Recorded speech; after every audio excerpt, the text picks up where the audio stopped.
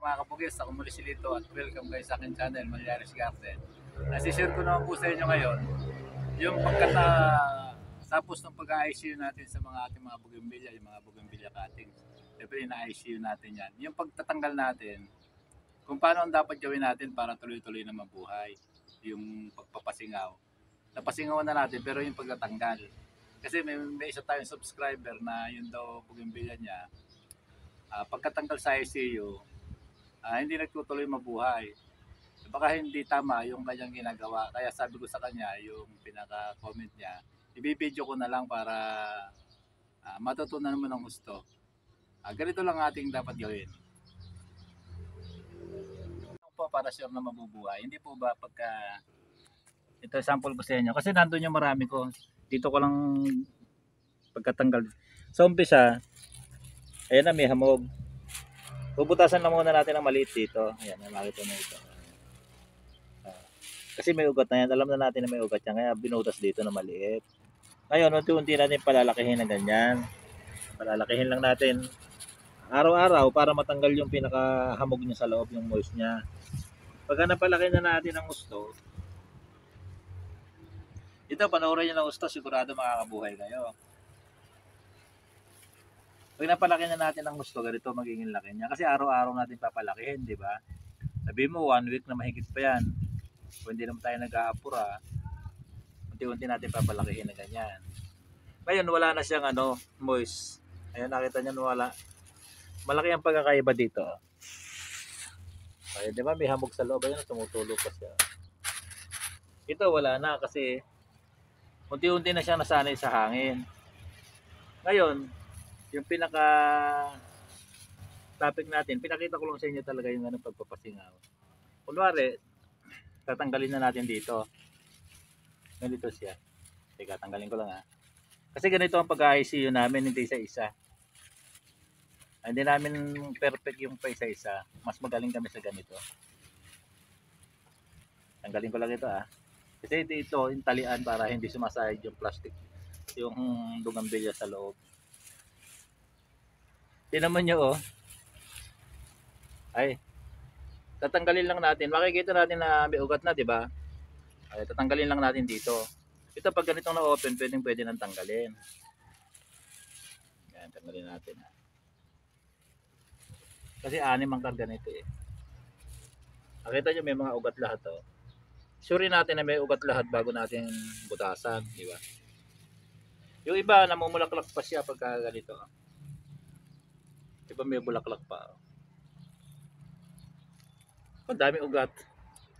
Tingnan nyo ugat ito. Parang bambino ito. Ayan. Ayan natin.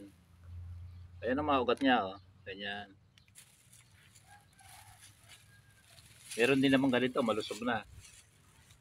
Ayan, natanggal. Yan ganyan yung mga bagong tanggal. Nakita nyo yung niya? Pinakadahon niya. Parang hindi siya press, di ba? Kasi sanay pa siya sa nakakulong sa plastic. Pero ito pwede na. Open na natin. Yung iba nito, pagka sa tagal natin na sa tagal natin naka-ICU, siyempre hindi tayo nagdilig ng 20 days. O inabot na siya ng 30 days. Pati pasingaw. Kasi hindi naman maubos yung tubig niyan kasi sa loob lang din yung dinilig natin dati. Nagmo-moist lang siya kaya basa din siya. Nakita niyo parang basa siya. Kasi kumisa naman pagka binutasan namin sobrang dry. Pag binutasan mo ng malaki, sobrang dry. Merong dry na dry, pwede mo naman diligan. Pero oras na oras na tinanggal mo doon sa plastic. Turo ko na sa inyo talaga ng gusto. Dapat nga diligan niyo na. Diligan niyo na agad.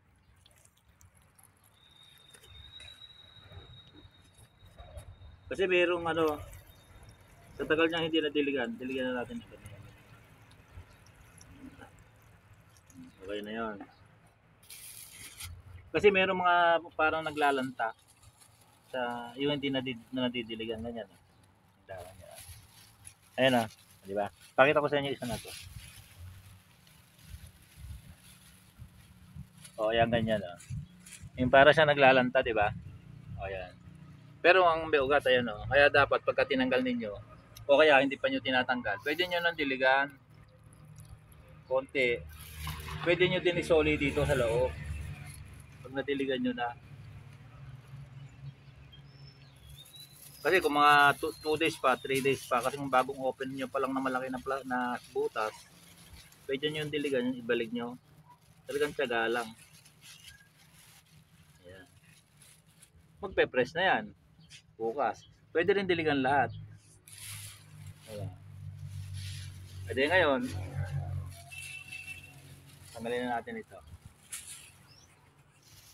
Ito, pantanggal na rin ito. Mga malalaki na yung butas, diba? Tingnan, lalaki na lang butas.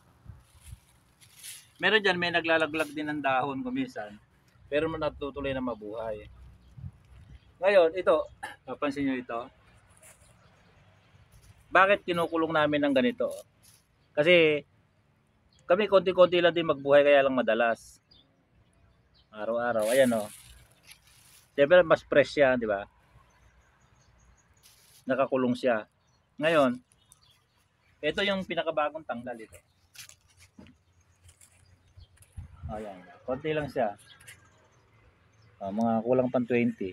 Ito yung bagong tanggal, kaninang umaga lang. Ngayon ang gagawin lang natin, bagong tanggal natin dito. Diniligan na natin. Ayan, bagong tanggal yan. Ngayon, tatabi na natin dito. Bakit kailangan natin ng harang? Kasi mas maganda pa rin, hindi pa siya masyadong sanay sa hangin. Mas maganda kung harangan natin na ganyan. Kahit ano lang iharang natin. Muna. Tingnan natin dito.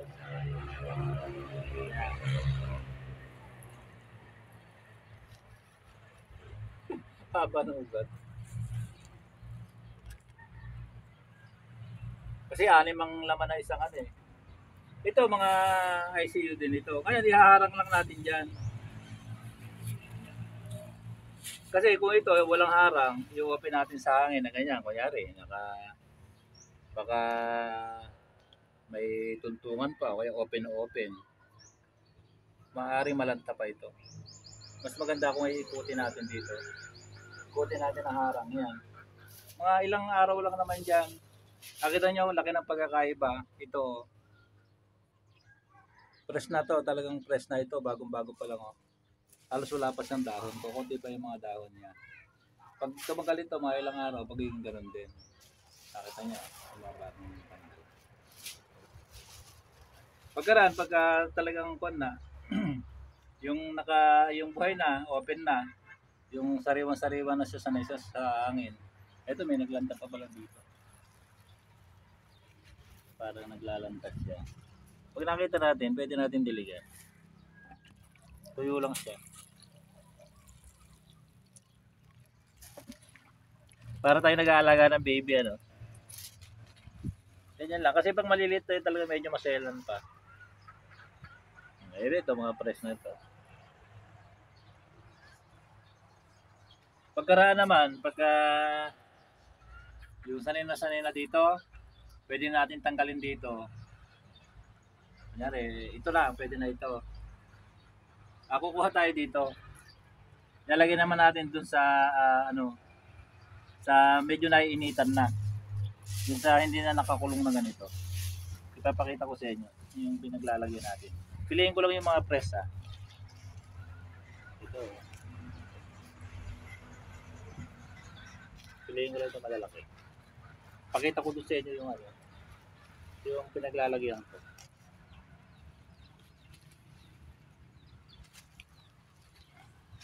Gawa tayo ng 8.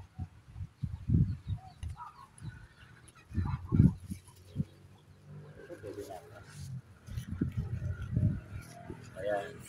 8 isang hakot ganito. Pagkagaling dito, pwede na natin na medyo painitan. Tara kayo doon. Daling ko ito dun sa pinaglalagyan ko. Pagkagaling dito sa ICU, ayun ay kulong na natin na ganyan. Paglalagyan ko dito. Tara kayo.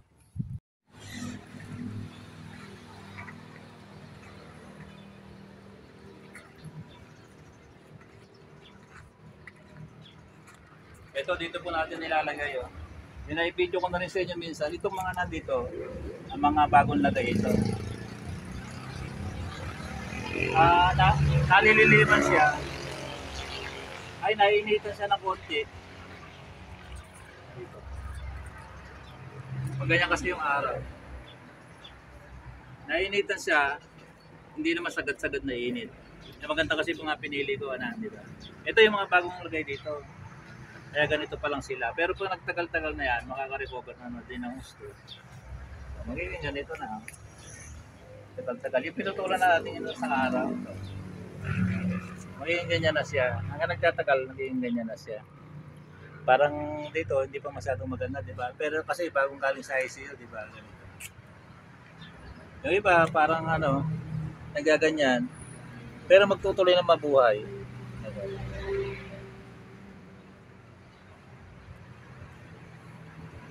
Ganun lang po ang gagawin. Yung comment sa akin, ganun lang po ang gawin ninyo. Shout out na rin po sa'yo.